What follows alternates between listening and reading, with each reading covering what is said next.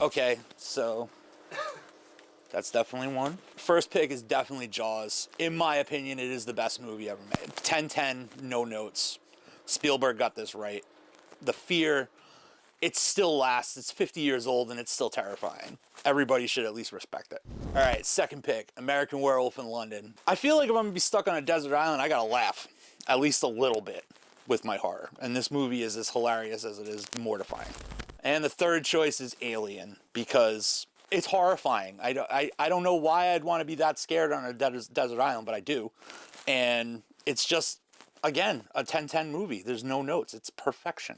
Hi, I'm James Lamond, producer, director, and writer for Dead of Winter Entertainment, and you're watching the Film Stock Podcast.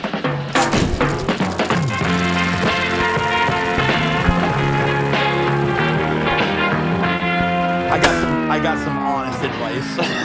I love that. For people that are looking to get into movies, for sure. And people that are looking to actually make a job out of it. I can definitely... There's probably some things people that... I think the most important thing about if you actually sit down one day and go, I want to make movies as a job for the rest of my life, there's some really, really hard looks in the mirror you have to do it yourself and go, but am I going to do it? Yeah. What kind of hard looks? Like, what's the first thing that comes to mind? Are you making things that are marketable? Okay. That's the reality.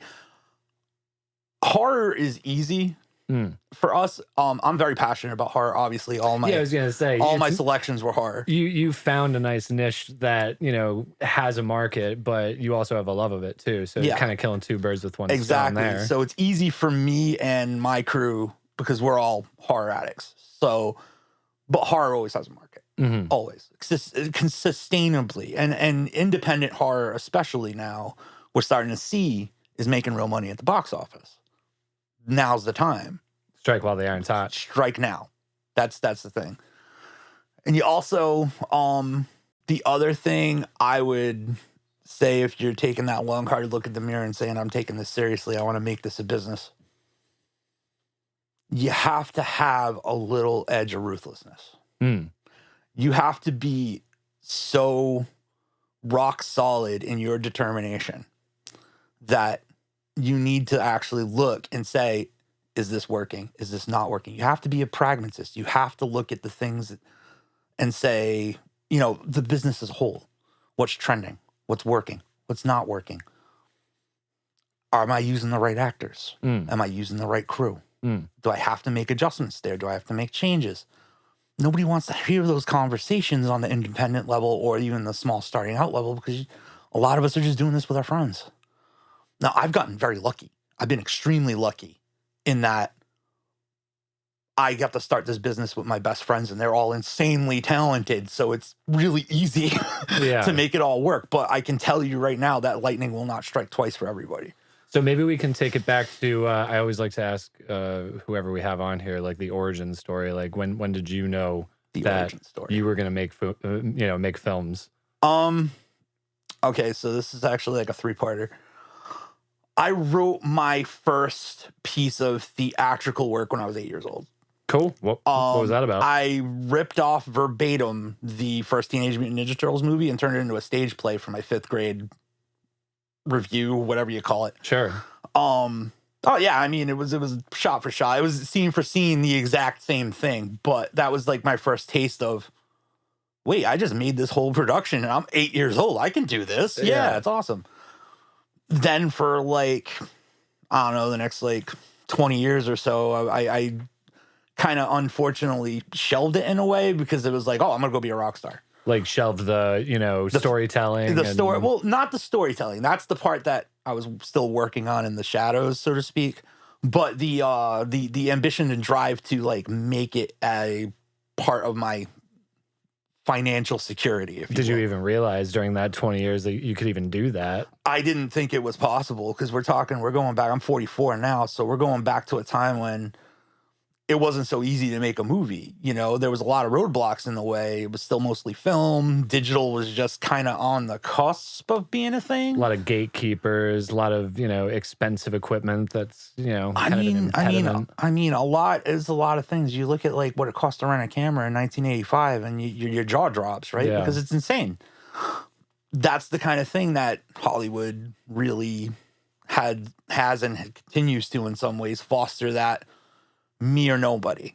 It's us, we hoard all the things kind of mentality. Unfortunately for them, fortunately for the rest of the world, technology caught up to a point where it was like, well, we don't need your stuff. We can go do this. But that didn't, I mean, I needed to age 20 years before we got there. Sure. So I went off and tried to be a rock star. I was in a touring metal band for years. And then that kind of fizzled out. But all the while I was writing.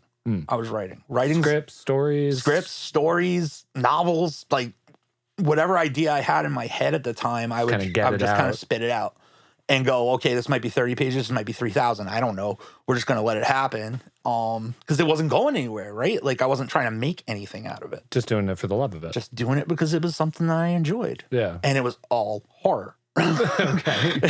It was all horror. Like that's like people, you know, they're like, well, I'd make a horror movie someday, but I'd like to do a drama or a period piece or this. And I'm just like, I'm gonna make horror movies. That's what I want to do. You're like, you know, I know my lane. I know my lane. I know what I'm good at. I'm gonna stick with it. And then around 2014. And how old would you have been at that time? If you don't 33. mind? 33. I was 33. Around 2014. I hooked up with a friend of mine named Johnny Surratt, excuse me, who has since he's not really doing much in film anymore, but at the time was very involved in the local film scene around Fall River, making little movies and stuff. Is that where you're from, Fall River? I am originally from Fall River, yes. And he just kind of, you know, I was just kind of tossing around with a friend of mine. I was like, yeah, I'd love to make a horror movie. And my friend's like, oh, dude, if you did a horror movie, oh my God, like, oh, it'd be so good. And I'm like, oh, you know, I don't know what the hell I'm doing, but okay. But we hooked up and he had a script for this short. It was like super short. It was seven pages. This thing called One Last Kill. And I was like, I love it. I love the idea, and don't take this the wrong way, but can I write it? Can I take your idea and just kind of build it out and kind of make it better? Was he receptive to that? He was. Okay.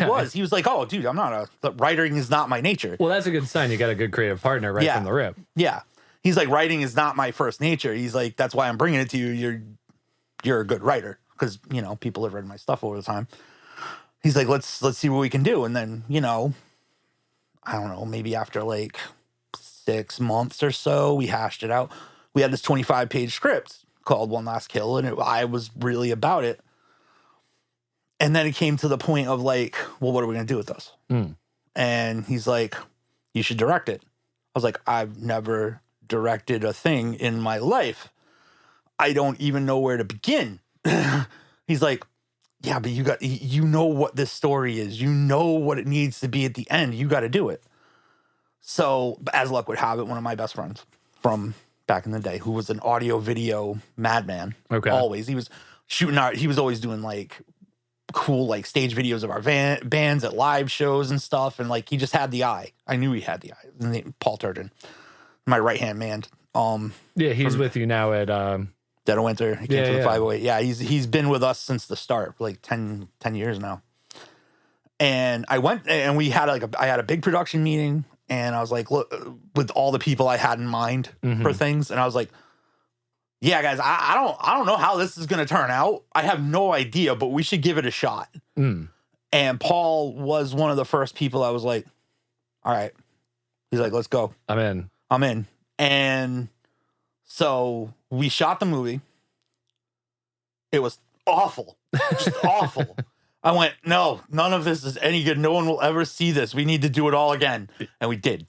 Oh, you actually did? We did. And how long did it take to film the first one? The first iteration? We probably, 2 months. 2 months? Yeah. And then we were just working on weekends. We didn't know what we were doing, man. Sure, we didn't have the plan yet, you know. And then when you went back to film it, how long did that take? 4 months. Oh, because wow. we took it much slower.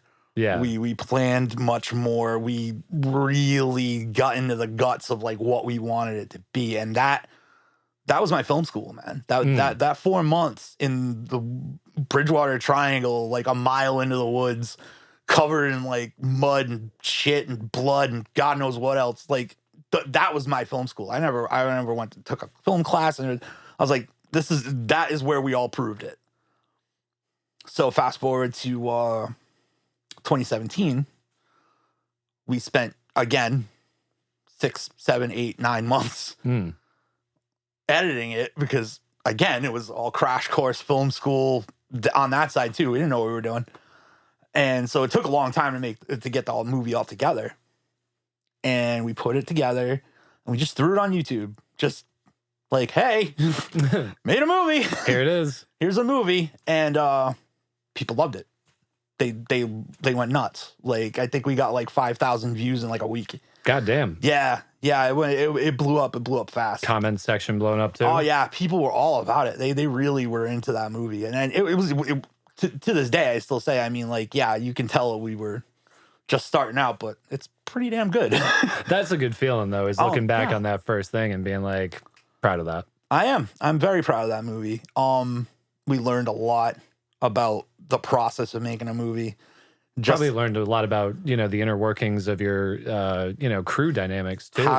Probably forged a bond, yeah? Oh, yeah. Most of the people that worked on One Last Kill work with us to this day. Hell yeah. Most of them. That's awesome.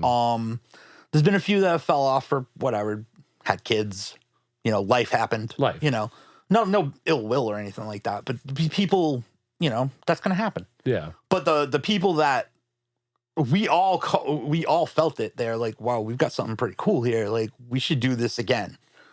And so we did, like, immediately. One Last Kill came out, and I went right back into writing mode, and I came up with an even longer script. It was like 35 pages, which, if anybody knows films, like, anything they tell you in film school, your first film should be like 4. Yeah. So my second film was 35 pages because I hate myself. And that was The Box. Yep. And again, we ended up, we just rode that wave with One Last Kill and got to The Box. Then COVID happened. So things really slowed down. Sure. And at this point, it came from the 508 a thing, or were you guys just loosely doing this? We were a company pretty early on. What'd you set? You set up an LLC, or was it? Yeah. It was a basic LLC. But we were a company pretty early on, because on one side of it, where I am an artist, on the other side, I've been a hustler my whole life. So I know when I see something can make money, and I'm like, we can do this differently than other people. We can go a different road. And that's exactly what we did. We ended up, instead of like going to a lot of film festivals, we went to conventions.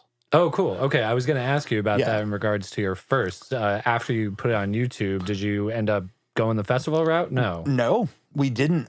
We played it in 2 festivals. Most of them rejected it for content reasons, because it was hyper violent. Okay. So, and they had like specific issues with the type of violence. And I was just like, well, if you don't like realism, I don't know what to tell you, but not exactly our audience. Not, it ain't for you. That's fine. But again, I also didn't know what I was doing when it came to trying to plan a festival run. I didn't know where I should be putting the movie. So I was just entering anything that came along. So it's like Grandma's Cape Cod Film Festival. And it's like, you putting this hyper gory movie in there, and they're like, yeah. So give Grandma a heart attack. Give Grandma a heart attack. But through friends I had made in the convention scenes, I've been going to conventions forever since they've been a thing. We did end up getting into Rock and Shock. Okay. Their film festival in 2017. And that's what really tipped it off. And where's Rock and Shock based out of? Well, they're gone now. Or where were they? Worcester, Massachusetts. Oh, cool. Go figure, right? Very cool. Because that's comes full circle now, because that's, that's where a lot of our business is based. So yeah. But then, it's been a ride, man. And you did the conventions, and it was well received. Oh yeah. For both short films, or just the second one? I would say One Last Kill was pretty timid. because it was on YouTube. So what we basically did was like, hey, we have it on DVD. We made it a really cool like package, like a collectible item. Like this is on, and we told people straight up, we weren't going to be dishonest. We're like, this is on YouTube. You can go watch it for free if you like. But if you want something cool to kind of go along with that, here it is. So the money really wasn't there. I think we recouped what we spent on the movie, but I think all total, One Last Kill only cost us like $5,000. Okay. So it wasn't that bad. Sure. And does that include getting the DVD made? Oh yeah. I mean, because we just, again, like everything else, we figured out how to do that ourselves. Okay. So we went out and got the mass production means to make that happen. Cool. And we just did that. And then when we upgraded to Blu-ray for the box, we did the same thing.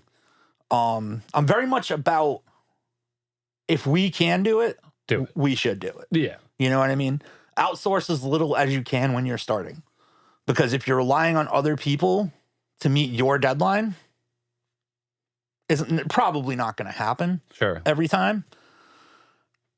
And this, again, this business is, you got to act fast. You got to jump on something when you see the hole, it might already be too late.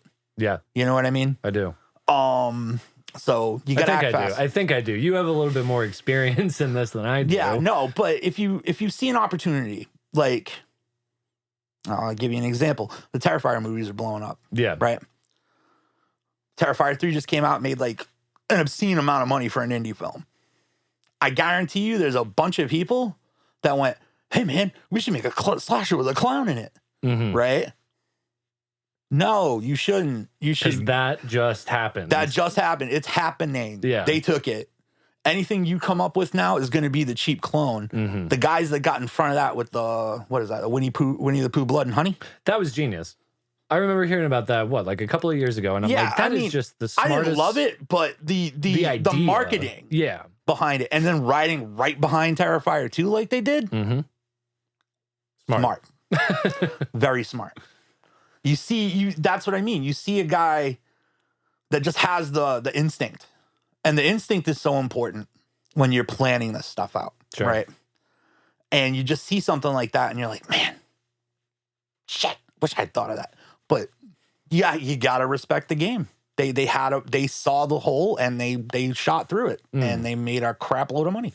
So then it came from the 508, where was kind of your breakthrough moment? I mean, you're talking now, you've got multiple facilities across Massachusetts where, you know, the box made us a lot of money. Okay. Yeah. Did it really? Yes. It did. Can you speak to that? How did that go? Like, I think Hollywood has convinced smaller filmmakers that shorts aren't marketable. Oh, please tell me more about this, because literally before you got here, the three of us were just having a large conversation, and I think it's interesting too.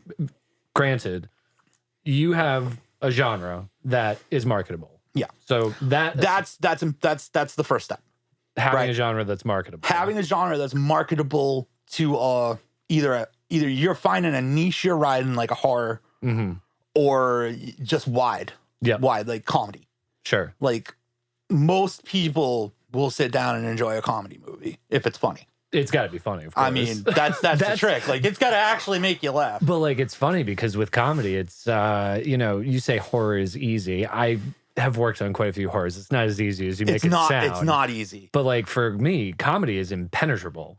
Like, I can sit down and have a funny conversation with a bunch of people, but then to put that onto a script and have it translate as genres, I feel like there are so many similes between horror and comedy. How so? Both of them build a setup to a punchline. Good point. One way or another. Yeah. One way or another. Whether you're playing the long game, like doom and gloom style, like Eggers doing like Nosferatu and just creating that dread, and then you get that big payoff, or it's just like jump scares, right? It's still, there's a setup, there's a payoff. Yeah. Right? And that's the trick. That's the trick to making horror good.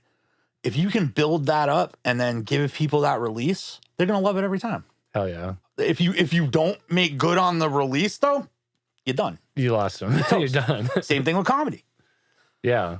And is that, so going back to the box real quick, because I'm actually fascinated about that. You said it made you a lot of money and, kind of launched it. Made the company a lot of money. It didn't make me a lot of money. Made the company a lot of money. But I think that's just as, if not more important, because, again, I don't know if we talked about it before the podcast started or at the beginning, but it's like the goal is to make a career out of being a filmmaker. The goal is to, have it sustainable so what's in your head can, get made. So, and I mean, with the box, we're still talking our trial and error phase. Okay. You know what I'm saying? Yeah. We were more experienced and we made a better movie, 10 times better movie. But we were still throwing things against the wall to see if it'll stick, like a pasta chef kind of, when it came to the business side. But one thing that really worked in our favor was we presented ourselves very early on as a bigger company than we were. Okay. Dress for the job you want. Yeah. Right? So when other people are going to conventions and they just have a little table and they got their movie and we got a whole wall, a grid wall. We got T-shirts, posters. We got everything you could possibly think of about our movies. Because everybody would come up and go, hey, wow, you guys, this is really cool. What do you guys got going on? It's like, well, we're selling our movie. Hey, I'll buy a copy. We sneak previewed the Blu-ray of the box at Rock and Shock 2019 2 months before the world premiere. We sold out. Awesome. We sold out. And every convention appearance we had for the next year and a half sold out. Wow. So, yeah, I mean, we were selling everything, posters, T-shirts. Like, it made, for what it cost us to make it, I would say our profit margin was probably better than the last Marvel movie. Wow. Yeah. That's not saying much because they didn't do that good, but yeah. And now, if you don't mind me asking, so during the actual production, pre-production, production phase, are the people who are working on this project with you, are they getting paid, or is this all just kind of like labor of love, will kind of split, what comes later? That's evolved over time. At first, yeah, One Last Kill, it was just passionate people making passionate stuff. So nobody got paid. We barely got fed. I ate a cheese sandwich on top of a cooler most days for One Last Kill. The box, we upgraded the food game. There was better food on set. People got profit share. But here's the thing. Even in profit share, most people just said, no, put it back into the business. Yeah. Right? That's awesome. So, we offered them the money, and most of the people that were with us were like, no, we believe in what we're doing. Let's just get it back into the business. Let's get another movie going. Yeah. Right? So the pay was there for 100%. It's just most people were opting not to take it. And, well, I'm going to say, well, all right. I mean, I'm not going to say no. Yeah. I mean, why not? You're trying to start a business. So exactly. It's like, if you get that money, fucking use it. Exactly. That's got to be the realist. And now, with what we're at, it's definitely a mix. Some people get paid. Some people, it's work share deal, where it's like, I'll work your set, you work my set. You just do what you need to do to get the movie made. Sometimes it's shared equity. Sometimes it's points on the back end, depending on what we're doing and what's going on. It's a mix, and and you'd find that anybody that's making movies, it's going to be a mix. Yeah, of course. Yeah, because like you said, you got to do what you've got to do to get the thing done. Exactly. Exactly.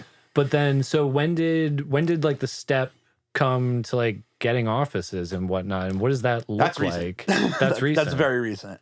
Okay, so last year we were at Monster Expo Halloween in Taunton doing a show. And I had just recently launched our podcast, Beneath the Red Umbrella, which is our storytelling podcast. It's like all audio. It's very creepy. Just yet another path for me to scare the crap out of people. Sure. And are most of those stories written by you? Yeah, no, written, directed, sound engineered. Hell yeah. The whole nine down the all the way down the line. It's my baby. But that blew up. That went really, really, that did really well.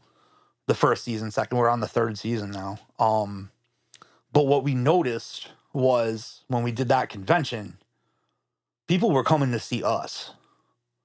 Like you as personalities? Us as personalities, us as a company. It came from the 508 still. Dead of Winter hadn't even happened yet. Yeah. They're coming to see us. right? Must be a good feeling, huh? Oh, it was cool. It was cool. It was weird. It's weird, but it's cool. Like, and we're signing autographs and people like talking to me about Red Umbrella episodes. And like, we had just started telling people about our first feature stakes. Yep. And which I want to get into, by the way. Oh yeah, no, happy to talk about it. And yeah, no, people were just really jazzed and they wanted to just hang out. And it was weird, but businessman brain started clicking. I'm like, okay, they're all here and they want to see us and they're buying everything. What happened? Is it just Red Umbrella? What's going on? And it just like the chickens finally come to roost. It just like, it clicked with people like, wow, everything they're doing is awesome. Like, let's give them lots of money. I don't know. Yeah, I was going to say earlier you had mentioned setting out in a, heavy metal band looking to be a rock star. Mm-hmm. Fast forward, you found a different avenue and in a way, you became a rock star. It came full circle. Yeah. It came full circle. Yeah. It's weird. But yeah, no, then the brain clicked off and I went, we need a festival. Yeah. So that's how Dead of Winter came about. Yes. It wasn't even a company yet. It was last year, literally a year and 3 months ago, Dead of Winter was not even a thought. Mm-hmm. Right.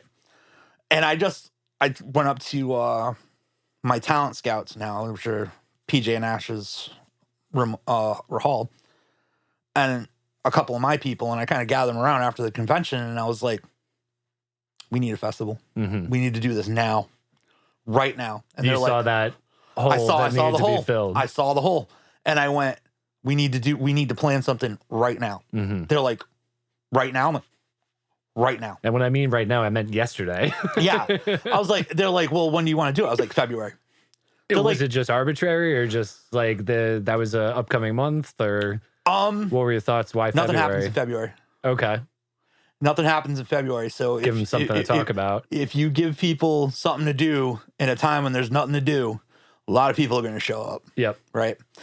And there's also the make it an event. Yeah, of course. That's we can get into more of that after I give you the history on it. But yeah, please. So 72 days before Dead of Winter Horror Festival last year, we started planning Dead of Winter Horror Festival. That's not a lot of time. That's a quick turnaround. Yes. Yeah. Incredibly quick. And finding a venue, getting vendors, getting the word out. Actually, curating films. Funny thing. The group in our board group chat this morning, PJ shared with me a memory from 12 months prior of the day we announced when tickets would go on sale. Okay. For the festival. It was 23 days before the festival. Wait, that close to the festival before releasing tickets? Yeah. Okay. We really were like running a razor's edge. Yeah. It was intense. Were you feeling the heat? Yes and no. Or did you feel a little bit, confident? You're like, no, the fan base is there. People will come. Oh, no, I knew the people were going to come. I was more worried that we were going to deliver an experience that was worth their money. Yeah. That was more my concern. I had no doubt people would show up. Okay. I had no doubt at all. But, what helped with that immensely was getting introduced to John Keogh. Yeah, tell me about that because just to give you a little background, I've known John for quite a long time now. I was working I had a couple of shorts that went through Westerman's and him and Dan Diaz were always, right there to help us out and give us, everything we need. Sounds like John. And then, he was just such a lovely person to talk to. Oh, he's amazing. And then on our last short film, we didn't get a long chance to talk, but he had been like, this is going to be my last week or so at Westerman's. And he was telling me about a film venture that he was going on, but I didn't get the whole story. And I haven't really talked to him in all that detail since. So how did you two link up and what's going on? So he had interviewed PJ for a director job for another project. And they hit it off really well and they stood in touch. Whether or not he got the job, I can't remember. But they stood in touch and it came up. Like I was like, because very, very early on in the creative process, I was like, we got to bring this back to Worcester. Mm-hmm. And why was that? I mean, Rock and Shock was a staple of the horror community in New England, right? It was the place to be. And then after the 2019 they stopped, COVID happened, it never came back. And that was a huge loss for this community, because it was just, and it was the place to be every year if you're into the horror stuff. Sure. And I said, and nothing had happened in Worcester related to horror for years and years and years. And I was like, it's got to go back to Worcester. Okay. I was like, that's the place this needs to be, and this is the time it needs to be at. I was like, if we do that, we're going to win. I was right, but...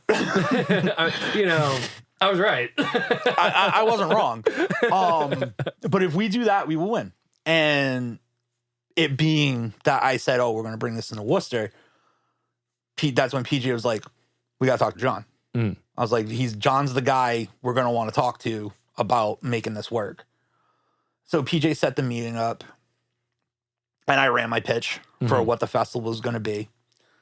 And John just stopped me, and he's like, I've been looking for you for a long time. A really long time. And I was like, me? And he's like, yeah. So he's like, you get it. He's like, you get it. You're the guy I need to be in cahoots with. And we have been ever since, on a whole year now of a whole bunch of stuff that this year's moved really fast. But he's like, yeah, let's do the festival. And he is an animal. He does not take no for an answer. He gets us the stuff we need, and we got it fast. But then we ended up getting Mechanics Hall, which I think that was a shocker in and of itself for the Worcester community, because that's usually like where you hold graduations and symphonies and stuff. You don't hold a horror festival there. Kind of turning something classic and revered on its head into something else. Yeah, that's pretty much exactly what we did. And people loved it. They just loved it.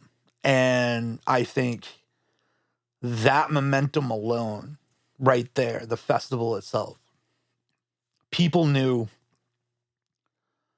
whatever these guys are doing, they're changing the game. Sure. And that's always been my intent. Yeah. Is to change how all this works in some meaningful way. So you do the festival. It's a success. How do you go to making your own mini Hollywood here in the area? What was the thought process? Because just from my perspective, like on the website, you're associated with all of these different like smaller filmmakers and their production companies. So is that the kind of thing that, are you buying their material? Are you producing it? Are you giving them some kind of recognition sponsorship? Are you giving them a home where they can put their films? Like, how does that work? Exactly. Okay. Yes. All of that. Yes. Okay. Yes, pretty much all of that. Yes. And it came from the 508. We had started our own digital service because we saw the writing on the wall. As much as we love physical media, we need to provide an alternative if we want to make money. Sure. Because not everybody's buying Blu-rays anymore. So we started our own digital service because we also saw the writing on the wall that people are sick of paying freaking subscriptions for everything. So we didn't want to do like a regular streaming kind of thing, especially with a limited run of content. You're never going to get somebody to pay $5 a month or whatever for 3-4 movies. That's just not realistic. And I believe even at the time we had like 12, 13 movies on there. So right after the festival is when I said, okay, I got an idea. What if we take all of our friends that are really good at this? Again, it comes to being that little bit of ruthlessness. You got to be good at it. Sure. You got to make good movies. Yeah, of course. It's like you can't Well, you as a company, you're starting a standard now, and you want to deliver on that standard. Exactly. You know, if somebody's going to pay for your work. If we're going to charge people money, we need to make sure they're getting what their money's worth.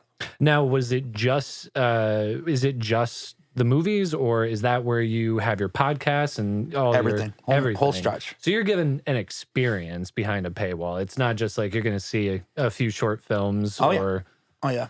Yeah. We're actually, that's all going to change in the next couple of months. Can you talk about that? How's it going to change? Briefly. I can't say too much, but there will be a more app-based approach to how we handle the digital distribution stuff that's separate from like a third party. Okay. So, yeah, I mean, right now I'm in full swing planning the festival, so I can't really focus on it too much. But right after the festival, this is the next project. So. Okay. But yeah, we're just improving it. We're just going to make it better and better. Just keep it rolling. Mm-hmm. That's awesome. Oh yeah. Are you excited? You must be excited about it. This is going to be the second year. This is the year. This is the, and I've been telling my guys this too. We came out of the gate swinging. Yep. We won. But the sophomore slump for any creative endeavor is real. Yeah. And people know that. Yes. And if we botch it this year, ain't nobody coming back for year 3. It's going to be near impossible to recover. This is not the year to screw up. Mm-hmm. We screw up next year. Something goes wrong next year. Okay, fine, whatever. We'll live with it. This year is no mistakes. Mm-hmm. But my people, we're fantastic. They're fantastic. We've had a whole year to plan now. Yeah, it wasn't 72 days. 72 days. So this year's gonna be awesome. Just awesome. Is it gonna be Mechanics Hall again? Mechanics Hall again. Okay. Yep. February 22nd and 23rd. God, it would take a whole podcast to list off all the stuff we have going on. Maybe give us some snapshots. Something that this podcast probably won't come out until after the festival. Oh, so okay. You don't need to worry about giving anything away that might be a big surprise. Well, I mean, one of the main things is like our focus on celebrating independent films, independent horror. We're bringing the cast of the original Toxic Avenger. Really? Yeah. They're all coming to hang out all weekend, sign autographs, the whole nine. That's awesome. Yeah, they're going to do a panel, which is another big ad we're doing this year. We're adding panels. But as in typical Dead of Winter fashion, we cannot just do panels. That's been done. So we're going to do panels on the main stage in the center of the main show floor for everybody to see, whether they're sitting down or shopping or whatever.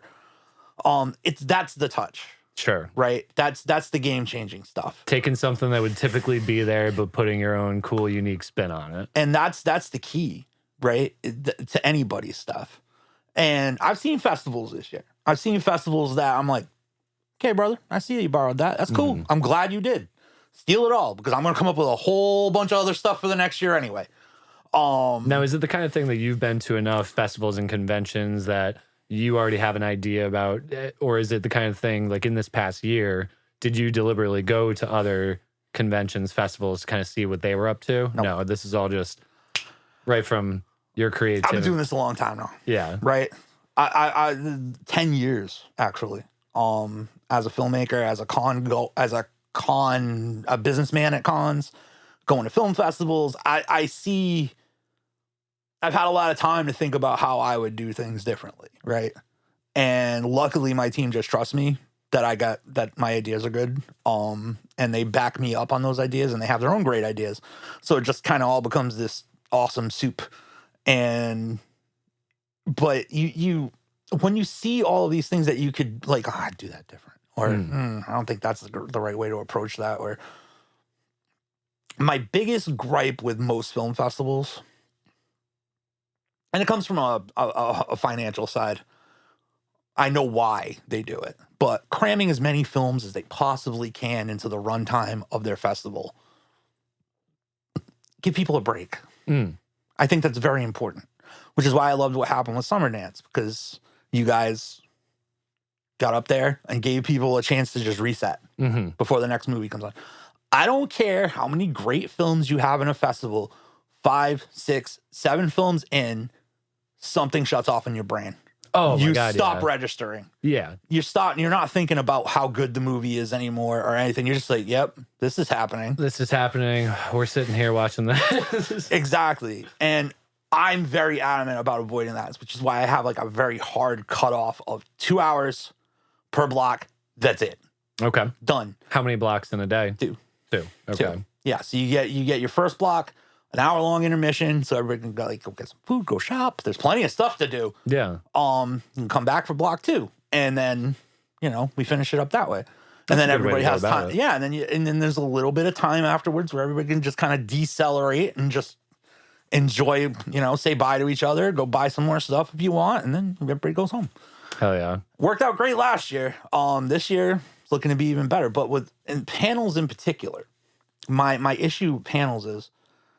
No one ever, like, they'll set up panels at cons and then push them off to the side. Like they're in a room over here behind a broom closet. You got to give a guy a password. I don't know. I never liked that. I was like, well, you got these people coming here to speak on things that they're really good at. Give the audience an opportunity, put it front and center, put it front and center, make it the main event. Yeah. Make it an event. This is what comes back to what I was saying before. Make everything an event. Yeah. And people will get excited. You put it in the side room at the end of the hallway. They're not going to get excited. No one's going to give a shit. Yeah. No one's going to care. You make it front center. You give it like a great production. You give it a lot of production value. You give these people that you've asked to come here and speak the respect they deserve. And people will come watch it. 100%. I guarantee you. Yeah. Yeah. How many days is this running? 2 days. 2 days. 2 days. You said the 13th, February 22nd and 23rd. 22nd, 23rd. Yeah. Okay. It's interesting that you talk about, maybe I go off on a little tangent here, but this morning I was reading something, and it just like, I don't know, like on a spiritual level, it kind of occurred to me. We've been talking about this for a long time, that like the industry as we know it is either dead or dying. Dying and dead. Dead. Yeah. It's a corpse. It's a corpse. It's a corpse. You know, you're going to get 20th Century Fox and Apple. They're probably going to create flagship movies that people will obviously go and see or stream at home. But something that has really kind of been percolating in my head started with, Harmony Korine? Oh, yeah. Yeah. Well, he's been saying this for years. It's like the form of film is going to morph, and it's not just going to be about going to a theater just to watch the fucking thing. Like, he took his most recent movie, Aggro Drift, and he brought it to a bunch of strip clubs, and like they did the same thing, where it's like you premiere the movie, but you've got merch, and then you're gonna have a dance party after, and like, it's a small little kind of Rolling Stone Thunder review. That's the future. Yeah. That's the future, man. Maybe on a bigger scale than going to like your local strip club and doing it. Yeah, of course. He's but that's Harmony Korine. He's a madman. He's a madman. Yeah, he's insane. I love you though. I love your movies. Just letting you know if you're hearing this. Same. But you're bonkers. But yeah, no, that's the truth. Taking it and making it an experience. That's the future. The theater, I think, okay, 2 parts. One, Hollywood cannot get out of its own way and hasn't been able to get out of its own way for a long time. And they're finally reaping the whirlwind financially on that. I think 100%. I think they've made a bunch of crap and people are really tired of it. Well, I don't think, they played it too conservative. I don't think that they trusted their artists, and I don't think that they trusted the audience's desire for something weird, something new, something real, If you look at the horror, I mean, obviously, horror is my business, so I look at the box office that horror did this year. If you look at the biggest box office successes in horror, they're indie or mini major, and they're nuts. Yeah. It's Long Legs, yep, Nosferatu, right? Like, those movies aren't for everybody. No. I absolutely love both of them, but I did too. I'm a madman. Yeah. So that's You're in fine. good company. Yeah. I absolutely love both of them, but they are not movies for everyone. But they still did massively well financially. I mean, Nosferatu, the story's not done. It's still in theaters now. But Long Legs, I mean, $155 million for an indie film? Are you kidding me? Yeah. That's nuts. Yeah. That's nuts. And I mean, Focus, they're not a major studio. They're at best they're New Line in the 80s. So like them getting 156 mil so far for Nosferatu, that's huge. Yeah. But that's the future. That's the future. That's why people are doing the popcorn buckets now. And they're getting people. Oh, yeah. They're getting weird with those popcorn buckets. They're getting wicked weird with those I liked popcorn. that one for Dune. The sandworm on Wolverine for the Deadpool with the mouth. That was really strange. But Hollywood's catching on too late. Way too late. That you gotta make it an event. You've got to make it an event. If it's just, come see our movie. No. Most people aren't going to care. No, most people aren't going to care. They kind of put a Band-Aid on a, artery rupture with, putting like the leather reclining seats and alcohol. But that was, like I said, it was a Band-Aid on a bleeding aorta. I mean, there's the price of it too, right? Yeah, you're not going to the movies nowadays unless you're spending like $40, $50. I went to see like a matinee of Nosferatu for like my third watch because I was obsessed. Did you see all 3 in theater? Oh yeah. Oh yeah. I haven't even seen the. I haven't even bought it digitally yet, but I'm going to, just so I can watch the extended cut before the Blu-ray comes out. Yeah, I'm obsessed. I really am. But they were, when I went to go see the matinee, they were like, "Oh, it's $12." I was like, "Wow, that's not bad." And then I'm thinking back, like I was like, if I was like 15, 10, even 10 years ago, $12 for a movie ticket would seem like okay. That's nuts. Yeah. You know? So when you look at that and you look at the numbers and you see the movies that are hitting $1 billion or something like that, and you go, yeah, but what is that adjusted for inflation? Like, what is that compared to like how Aliens did in 1986? Like, what's the ticket sale? The money only decreases in value. Mm-hmm. What's your sell through? They won't tell you any of that though. No. Because it's a very different number. Like Deadpool and Wolverine, it did like $1.5 billion, right? When tickets are like $18 for a night view. Okay, well then do the math on that. Less and less people are going to the theater. Mm-hmm. They've made it too readily available to see at home. And putting it on streaming, which it's static money, but it's not money that goes up and down. Yeah. You pay your streaming fee, probably make a lot of money off the streaming fee, but that's it. That's not going to fund a lot of big budget films when it comes in the long run. Yeah. So all you see is like all of these elements of entropy on the industry as we know it. I don't even think it's dying. I think it's already dead. New things are being put in place to meet that and bring something new to the national stage in a new model. And I think 5 years from now, we're having a different conversation. We're having a conversation where things are regional again, right? Where people are like, oh, they dominate New England. Oh, they dominate the South. Oh, those are the biggest filmmakers in Texas. That's what they're doing. Mm. And I kind of like that vision that you're painting. I think that's the way we're going, man. And that's how films were, even as like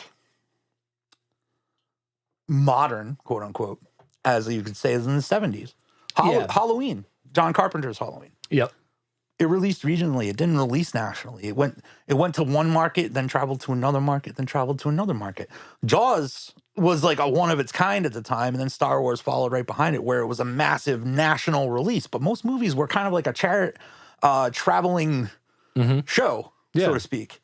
But you just build that audience, right? And I think that's where we're going. Yeah, I mean, we have a friend of the podcast, Adam Newman from Dreamscape, and his movie Around the Decay is about to premiere. And from, we've been keeping loosely updated on everything, and that sounds like what's happening with him. He's getting, these nice pockets of theaters, and it's going to see different premiere dates and run dates. So it's not new. It's not new. What Adam's doing is following a very classic model, and I think he's very wise to do it because he controls the flow of his movie and he controls the money. Yep. Adam and I have talked about it a couple of times. Very, very wise choices he's making there. But I mean, even more recently, like Adam Green, the first Hatchet. Okay. It was a traveling circus, pretty much. I'm not familiar. He was a local filmmaker, coming out of Holliston, Massachusetts. He made a really cool slasher movie in the early to mid 2000s called Hatchet. And he just took that movie and kind of did like Bob Dylan, The Review. Yeah. Yeah. Just toured it around. Just wherever he could screen it, he'd screen it. Mm-hmm. And it just gained traction. People got interested. He got it picked up for distribution. And Bob's your uncle. Now he's doing this as a job. Doesn't have to go drive around anymore for that. Now, out of curiosity, so since we've been talking, you brought up the website. You've got your subscriber base. You were also talking about the festival, or the convention type route. Mm-hmm. Do any of your movies, have you gone like digital distribution or had any desire to put them in the theater, or is that not something you're touching right now? I don't think. As far as the shorts go, or like One Last Kill the Box, even Bro, there's been talks about some kind of compilation down the line of stuff to be more nationally released, kind of like an anthology or some sort. It's still really new. There's not much we can do. But we have been making strides and inroads to theatrical releases for our features. Cool. So I can't talk too much about it, but we've done some tests with our sister company, Hollywood, and they've gone very well. And in theaters. Okay. Yeah, you're gonna have to forgive me. I don't remember the name of it, but you guys came out with a Christmas movie, A Soldier for Christmas. Yeah, and I was in contact with John when that premiered, but I'm horrible at following up, as you have witnessed today. But how did that go? I had a kind of a limited theater run, right? It was a limited theater run. John spearheaded most of that stuff because I've got a million irons in the fire. I think 1,000,001 would be more accurate. That's fair. That's fair. But John spearheaded it. It went very well. Lots of sold out crowds. It got picked up for an extra week. Hell yeah. And I mean, that's a great start, right? Like, just to say that you had a movie that went into theatrical distribution that got picked up for another week, like, that's a feat. That's a feat that 99% of the people in this business never get. It's a good achievement to hang your hat on. Yeah. Not rest on, but you know, definitely a good achievement. Not at all, but it's a good start. Yeah. It's definitely a good start for opening the inroads for our bigger picture horror stuff. Yep. Right? Like Stakes. Yep. Yeah, tell me about that. So from my understanding, it's a feature film that is going to expand the world and the story of the box. Yes. Okay. I mean, you nailed it, dude. Okay. You did your homework. That's awesome. It is, in ways, a feature film remake of the box, whereas in other ways it is not. It is definitely its own entity. The one thing I was never happy about with the box was, while this is a completed story, but I feel like it's only one part of the picture. Okay. I felt like there was more to be said with where we took that, and it bugged me. It bugged me for years, until one day in the middle of COVID, I said, well, fuck it. And I sat down and I started writing the script. And I had a first draft of the script before I brought it to anybody. I had my first draft done. And I was like, I want you guys to read this. Just tell me what you think. If you guys tell me that this is a terrible idea, we won't do it. But if you tell me that it's as good as I think it is, we have to. Okay. Yeah. And so we all sat down. At the time, it was me, my leads, Dan Bouchard, Erica, Paul. We went out to a Mexican restaurant. We sat down, and everybody went around the table, and we all nodded and said, yep, we got to do it. Hell yeah. We got to do it. And then they all looked at each other, and it was kind of like a little bit of a comedy moment. We went, okay, now how? Because it's just like, it's 107 pages. It's a feature. Yep. And they're like, we can't compromise. It's got to be as intense as you made it. So it's going to cost money. So then it became the quest of raising money. And I can tell you now that I've been at this for a couple of years, raising money for a feature film. It's not easy. Yeah. Can you talk about that process? Well, I mean, as much as you're comfortable, but again, this is always something I like to get out, because I know that there are a lot of less experienced filmmakers out there. And well, I will come at this from the angle of advice. Yeah, then that'd be great. Don't limit yourself on your avenues of money making. Okay. If you're looking for investors, awesome. That does not mean you should not be trying to find a side hustle to get some money in the pool too, or crowdfunding. All of these avenues are possible. All of these avenues will get you somewhere. We got enough money from a crowdfund to do our proof of concept. Cool. Okay. Which we were able to take and go, see, now when you have people that want to invest more money, they're going to want to see the goods. Yeah. They're going to want to see something. They want to see a pitch package. They're going to want to see proof of concept. They're going to want to know that you're competent. And 9 times out of 10, if you don't have a name attached to the movie, you're probably still going to hear no. Even if you're the best person in the world, they're still going to be like, yeah, but, if you got like, that one, we can make more money off the movie. Even though I think having names in horror is a silly walk up the wall. How so? What do you mean? Generally, the best horror movies that get remembered for the longest and make the most money never had a star in them. Yeah, and you probably know more about this, but my theory on that is because celebrities generally bring a lot of their own baggage to a role.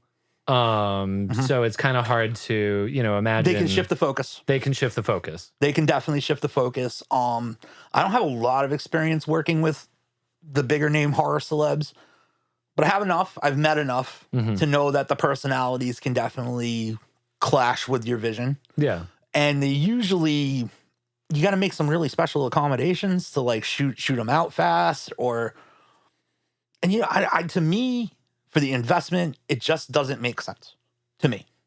That's just my opinion. Anybody else can do whatever they want with their movies and it probably works out for the best. To me, I never go that road, or I try not to go that road. But I have heard from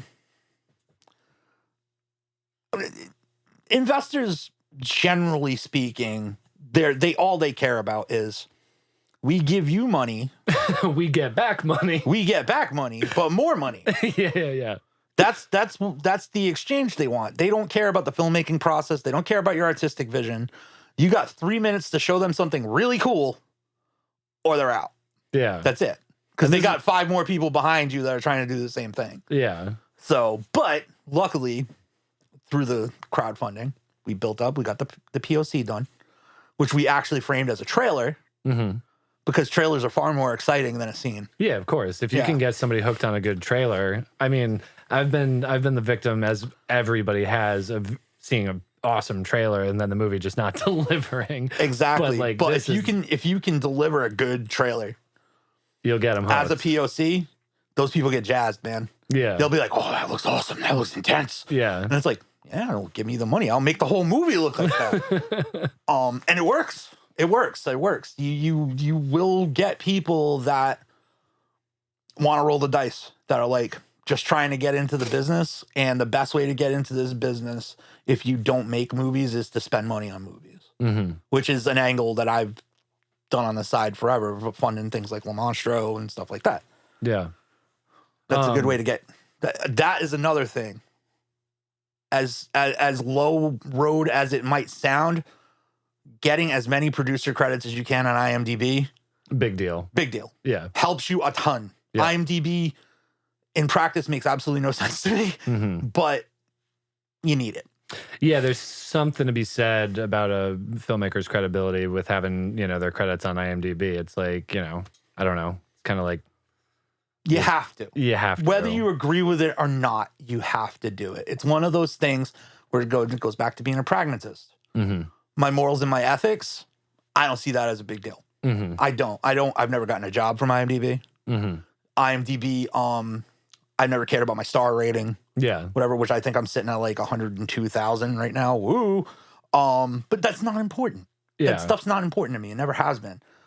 But when you have an investor that's interested in your project and they go look on IMDb and you don't have anything, that's a red flag. You're done. Yeah. It's not even a red flag. It's a death sentence. It's over. They're not going to give you money, period, at all. Yeah.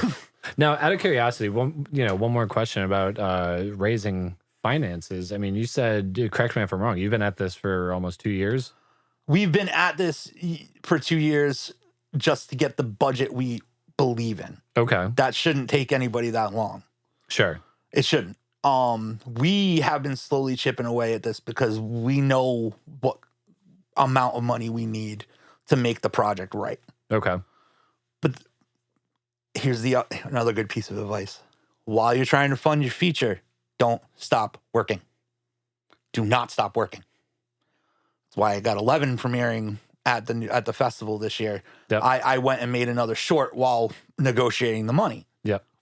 Because more proof of concept. More proof in the pudding of what you're capable of as a director or a writer or whatever. And just, you want to stay sharp, right? I don't believe that you need to make a movie every year. Some people say, oh, you got to make a movie every year. I'm like, you got to make the right project. Yeah. That's what I believe in. I agree with you on that. Make the right project. If you don't have the right project that year, don't pull the trigger. Especially if you're already in the game. Yeah, especially because of how much time and money it takes to, make even a short film. It's like, you really got to have the right idea. You got to fall in love with that thing because you got to shepherd it through from birth to death. And I mean, even shorts these days, at minimum, I'm saying you're looking at a $2,000 commitment. Oh, minimum. At bare minimum. Yeah. So that's not really something you want to just be throwing around, that you could be putting toward a stronger project. Yeah. Right?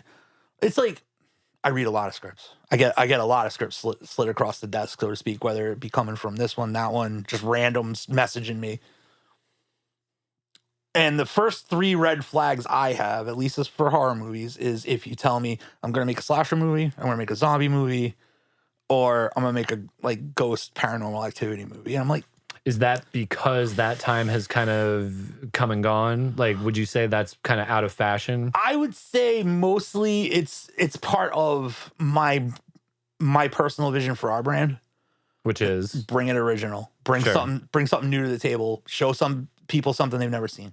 Mm-hmm. I'm always about that. And it's like, if you're gonna have like a slasher movie, you gotta make it interesting. It's a saturated market, right? So you gotta have an angle like In a Violent Nature. Yeah. I personally didn't think In a Violent Nature was that great, but I respect the hell out of that movie for trying to just do something different with a genre that's been done to death. Yeah. You know? Yep. But when I see somebody just like, and I just read the script and it's just the same old, it's like, bro, it's like at minimum, you're going to like, this is going to cost $2,000, right? I don't want to spend $2,000 on that one. I could spend $2,000 on this awesome, crazy thing that's only 5 pages long. Like, why wouldn't I spend the money over there and get that made? Now, do you give that advice when you receive these scripts? You'll take the time to speak with the writer? No, I've made as many people mad as I have happy when it comes to that stuff. The one thing about me and my crew, and I think it's very important, and it's another piece of advice I'll give people, have some authenticity. And define that. What do you mean? Stand on what you say and say what you mean. A lot of people in this industry are blatantly full of shit. Yeah. At all times. Yeah. You can tell right off the rip if someone is giving you who they really are or some facade they've created in front of who they really are. Now, me personally, if I see somebody acting, I don't like the word fake, but for argument's sake, fake, I don't want to work with them. Yeah. I have no interest in working with them because I don't know what's behind that mask.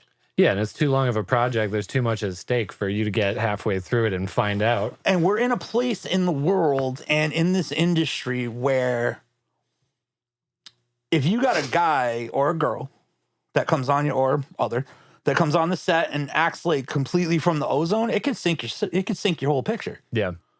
You can't afford that. So I will always come to people 100% authentically. I will give them my honest advice. I will give them my honest opinion because you deserve that. And you need people around you that will do that. Yeah, you can't check you when you have a really dumb idea. Yeah. You can't. You cannot.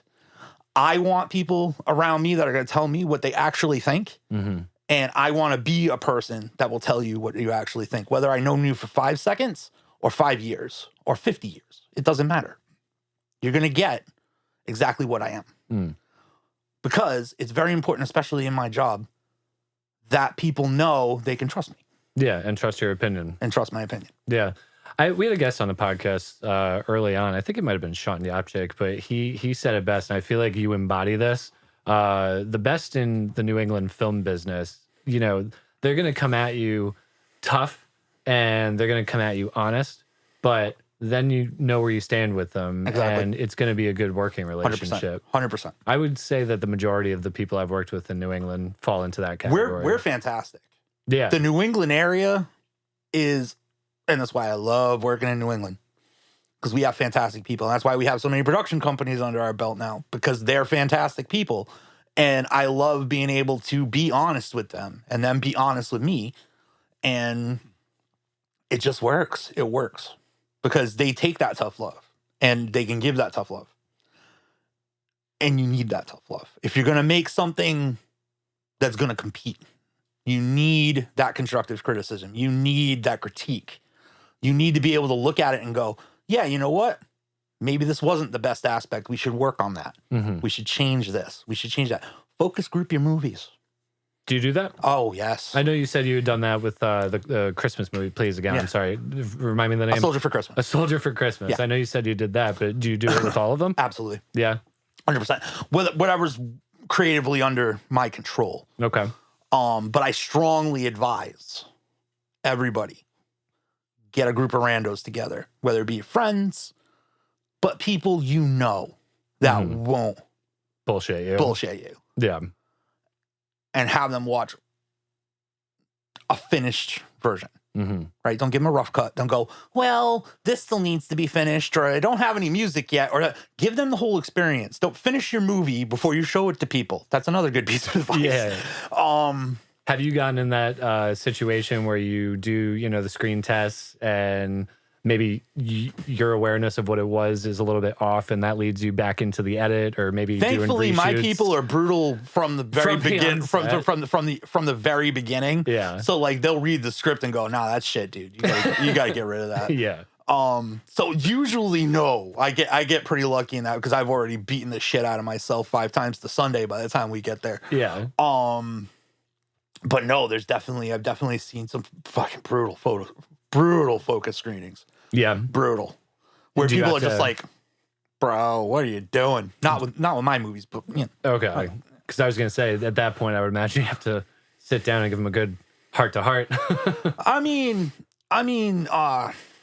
it's awkward, right? Like even when you're trying to be that honest person that's gonna give people, you don't want to be mean. No. You don't want to be like, look, it's shit, okay? It's just shit. And I've never seen a movie come out of New England filmmakers that's just flat out like absolute crap. There's something redeemable about everything everybody does around here. Yeah. Thankfully. Well, listen, James, when can we kind of expect Stake to, how are you done with the financing? Are you ready to move into pre-pro? Are you already ready into production? Or what's the story there? I know it's probably going to come after the festival. We're further along than I would have thought, but we're still not there yet. I would say that the film will premiere in 2026. Hell yeah. Okay. Yeah. That's where I can leave it right now. More of it is shot than I've been letting on to the public, but less of it is shot than I would like. That's a good way of putting it. Yeah. Okay. Well, we're definitely going to have you back on the podcast. I'd be happy to come. This has been fantastic. After the festival and you got so many pokers in the fire that I feel like I could talk to you for hours. So much knowledge. And anybody that's listening, where can they check out you, your work, the amazing work of everybody else that you're associated with? I just deadofwinterentertainment.com. It's got literally everything. We built the whole package right into one website. So I love it. You get everything there. Our socials, our movies, our podcasts, the whole nine. It's all right there. Just that one spot. Awesome. All right, guys. James Lamond, thank you very much for being here. Thank you so much for having me. It's been fantastic. This was great. Catch you on the next one.